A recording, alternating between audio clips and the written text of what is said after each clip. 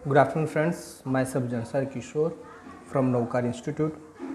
Today, I will teach in Standard 10 the main book. The name of the book, First Flight. In the first flight, the second lesson, the name of the lesson, Nelson Mandela, Long Walk to Freedom. In the last video, I have completed Purest Diamond. Okay तो इसमें बताया था कि भाई ये जो Nelson Mandela जो speech दे रहे हैं उसमें बता रहे हैं कि भाई हमारे यहाँ पर मिनरल्स और जेम्स बहुत ज़्यादा है, हमारी जो लैंड है वो बहुत ही रिच है, लेकिन फिर भी बता रहे हैं कि उससे ज़्यादा वो रिच इसलिए अपने आप को मान रहे हैं कि यहाँ के जो पीपल है वो उससे भी ज़्यादा रिच है। यानी नेल्सन मंडेला के लिए ये जो मिनरल्स और जो जेम्स है उससे ज़्यादा वैल्यू वहाँ के जो पीपल है उनकी उन्होंने की है। Okay friends, so let's go ahead. It is from this comrades in the struggle that I अर्नेड the meaning of courage.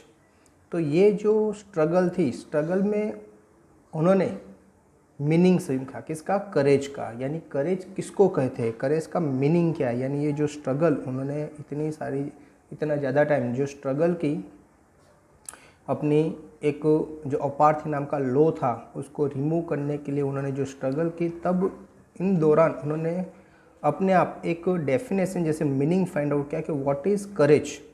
Time and again I have seen men and women risk and gave their lives for an idea।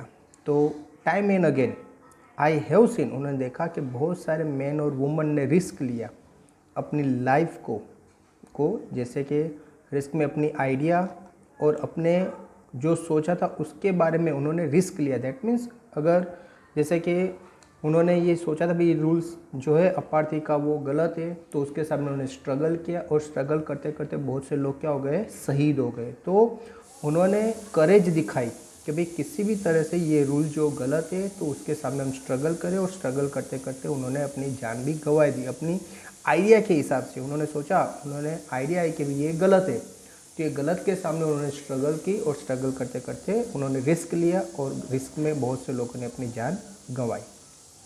I have seen men stand up to attacks and torture without breaking, showing a strength and resilience that defied the imagination।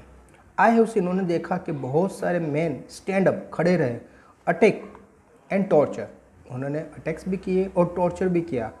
जितनी capacity थी उससे ज़्यादा उन्होंने torture क्या किया, सहन किया। Without breaking, वो टूटे नहीं। ओके तो बहुत सारी जगह ऐसा हुआ कि भाई जैसे इंसान को लगता है कि भाई थक गए, लेकिन जिस तरह से ये नेल्सन मंडेला ने भी स्ट्रगल कंटिन्यू रखी, वो थके नहीं, हिम्मत नहीं हारे, तो इसी तरह से बहुत सारे जो मैन वुमन थे वो भी बिना थके बिना टूटे टॉर्चर सहन करने के बावजूद भी उन्होंने अपनी जो स्ट्रगल थी ये कंटिन्यू रखी। Showing a strength and resilience का मीनिंग है ability to deal with any kinds of hardship. यानी कोई भी टाइप की मुश्किल ही है उसके सामने डटे रहना, उसके सामने खड़े रहना। ओके रेजिलियंस का मीनिंग है कोई भी अगर प्रॉब्लम से, कोई भी मुश्किल है, कोई भी प्रॉब्लम से ओके तकलीफ है, तो उनके सामने डटे रहना, हिम्मत नहीं हारना। ऐसा नहीं कि चलो भाई एक लिमिट आ गई, अभी उससे हम ज़्यादा आगे नहीं कर सकते और यहाँ से भाग जाए।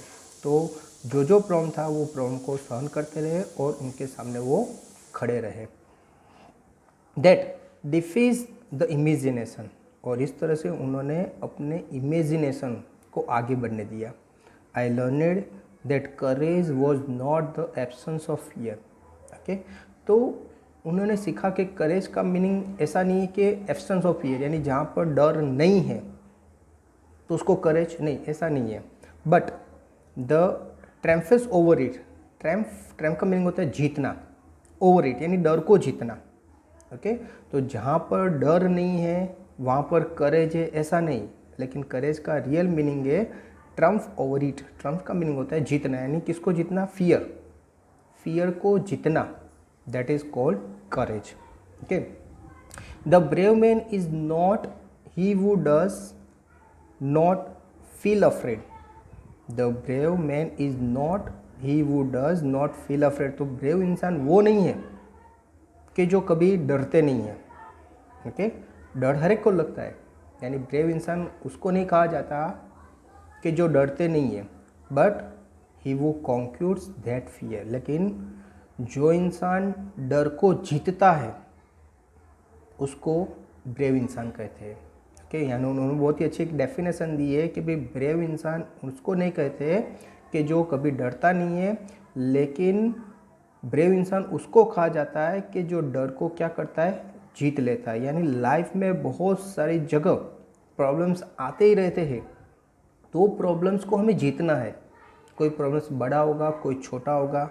वही बड़ा छोटा भी इंसान की कैपेसिटी के हिसाब से है कि भाई इंसान की थिंकिंग कितनी है, इंसान क्या सोचता है.